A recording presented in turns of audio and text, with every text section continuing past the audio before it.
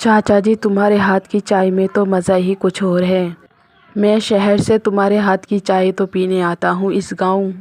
अरे राज भैया, ये चाय मैं नहीं बनाता हूँ, मेरी भतीजी बनाती है। अगर तुम्हें चाय की तारीफ़ करनी है तो उससे करो। ये चाय का सारा होटल मेरी भतीजी ही सोनम चला रही है। वो ही इतनी अच्छी चाय बनाती है जो ग्राहक मेरी ही चाय पीकर जाते हैं। मेरी कोई औलाद नहीं है और मेरे भाई और भाभी इस दुनिया से चले गए। इस भतीजे को मैंने ही पाला है। अच्छा चाचा जी, अपनी भतीजे को तो बुलाओ, मैं उसे इनाम देना चाहता हूँ। अरे सुमन बिटिया, यहाँ आओ, साहब जी कुछ कहना चाह रहे हैं तुमसे। चाचा जी की यह आवाज़ सुनकर सुमन आ जाती है। सुमन को राज देखते ही रहता है। क्या हुआ राज, तुम क्यों नहीं बोल रहे? अब अभी तो तुम तारीफ़ करने कह रहे थे। ये तुम्हारे सामने तो आ गई सुमन बिटिया। चाचा जी, इतनी बड़ी है सुमन, मैं तो सोच रहा था छोटी बच्ची होगी। अब तो मेरे पास देने के लिए कुछ नहीं है। अगली बार आऊँगा तो मैं कुछ ज़रूर लेके आऊँगा। ये बात सुनकर सुमन वहाँ से चली जाती है। राज चाचा से बोलता है, चाचा जी आपकी सुमन बेटिया तो जवान है, क्या उसका कहीं रिश्ता विश्ता नहीं देख रहे? शादी का इरादा नहीं है क्या?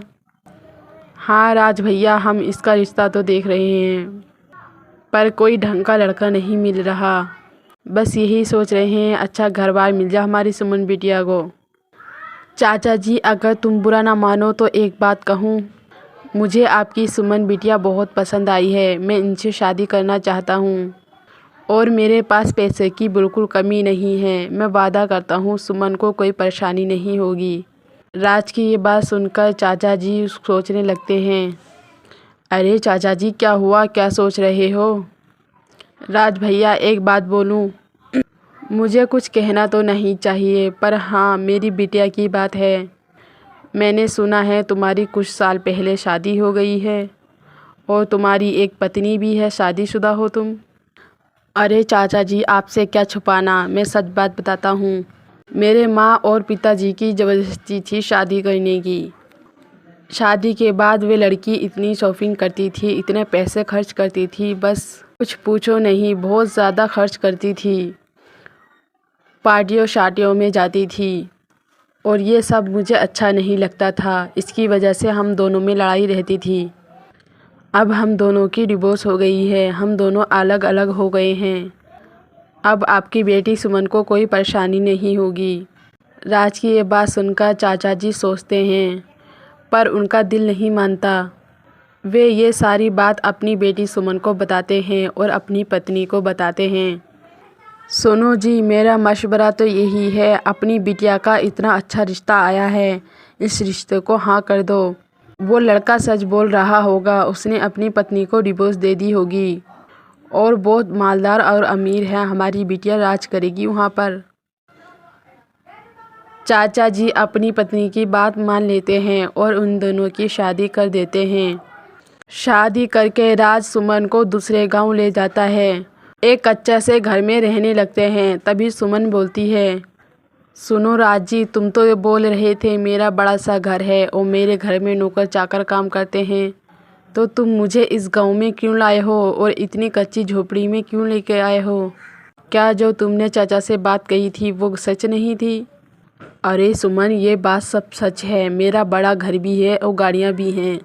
मैं तुम्हें इसलिए लेकर आया हूँ। ये शादी मेरी मर्ज़ी से हुई है, मेरे माँ और बाबूजी को पता नहीं है। उनको मनाने में अभी थोड़ा वक्त चाहिए। मैं तुम्हें अपने घर लेके जाऊँगा, बस तुम कुछ दिन इस घर में रह लो। राज की ये बात सुनकर सुमन उसकी बातों में आ जाती है और वे वहीं रहने लगती है। सुमन की मुलाकात काजल से होती है। काजल सुमन से बोलती है, अरे बहन, तुम यहाँ पर नई आई हो क्या इस गांव में रहने के लिए? मेरा नाम काजल है, मैं इसके अगले वाले गांव में रहती हूँ। हाँ दीदी, हमारी शादी को अभी 1 महीना हुआ है। मेरे पति बाहर रहकर काम करते हैं, इसलिए मैं अकेली रह रही हूँ यहाँ पर। कोई बात नहीं सुमन बहन, हम सब तुम्हारे साथ हैं और तुम्हें यहाँ पर एहसास भी नहीं होगा कि तुम अकेली हो। काजल और सुमन में बहुत अच्छी दोस्ती हो जाती है। वे दोनों एक दूसरे की पक्की सहेलियां बन जाती हैं।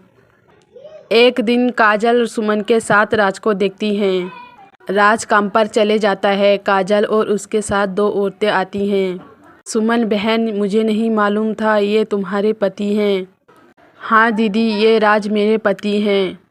एक दो दिन में हम दोनों बाहर पहाड़ों पे घूमने जाएंगे। इसके लिए मुझे बताने आए थे और तैयारी करनी है मुझे। नहीं सुमन, ये काम तुम हरगिज़ नहीं करोगी। इसके साथ कभी मत जाना बाहर घूमने। ये बहुत धोखेबाज इंसान है। ये तुम्हें बहाने से लेके जा रहा है और वहाँ जाकर तुम्हें बेच देगा। काजल की ये बात सुनकर सुमन को बहुत बुरा लगता है। सुमन बोलती है, काजल दीदी, तुम झूठ बोल रही हो। मैंने तो तुम्हें अपनी बड़ी बहन माना है और हम दोनों में दोस्ती तो बहुत गहरी है। मुझे तो अब पता चला है तुम मेरी खुशियों से जलती हो। ऐसा कौन करता है भला? दूसरी सहेली की खुशियाँ बर्बाद कर रही हो तुम। ऐसा नहीं है सुमन, तुम गलत समझ रही हो। ये आदमी धोखेबाज है और ये जो खड़ी तुम्हारे सामने काजल है, ये तुम्हारी सौतन है। इसने मुझे भी धोखा दिया है। हमारी शादी को 1 साल हो गया है। 1 महीने बाद इसने जाकर मुझे बेच दिया था और ये जो मेरे साथ में है, इन सबको इसने बेचा है। इसका ये एक धंधा है, ये लड़कियों को लेके जाकर बाहर शहर में बेच देता है। मैं नहीं चाहती तुम भी इस मुसीबत का सामना करो। जो हमने परेशानी उठाई है वो तुम्हें कभी नहीं उठाने देंगे। अगर तुम्हें यकीन नहीं आ रहा, पुलिस आने वाली होगी, सब सच्चाई का तुम्हें पता चल जाएगा। काजल की बातों पर सुमन को यकीन नहीं आता। काजल बस यही सोचती है, ये मेरी खुशियों से जल रही हैं। तभी पुलिस राज को लेकर आ जाती है और सारी सच्चाई सुमन को पता चल जाती है। सुमन को राज पर बहुत गुस्सा आता है। देखो सर, इसने मेरी ज़िंदगी नहीं, कितनी लोगों की ज़िंदगी बर्बाद की है। इस कमीने को कभी रिहाई मत देना। इसे तो सज़ा मिलना चाहिए, उम्र कैद की या फांसी की। पुलिस राज को लेकर चली जाती है। सुमन काजल से और उन लोगों से माफ़ी मांगती है। माफ़ कर देना काजल दीदी, मैंने तुम्हें कितना गलत समझा। वाकई में एक सहेली दूसरी सहेली का नुकसान नहीं होने देगी। काजल दीदी, तुम बहुत अच्छी हो, तुमने मेरी ज़िंदगी बचा ली। ना जाने ये धोखेबाज इंसान मेरे साथ क्या करता और कहाँ जाकर बेचता मुझको। सुमन को काजल माफ़ कर देती है। सुमन और काजल अब सब लोग साथ में रहने लगते हैं।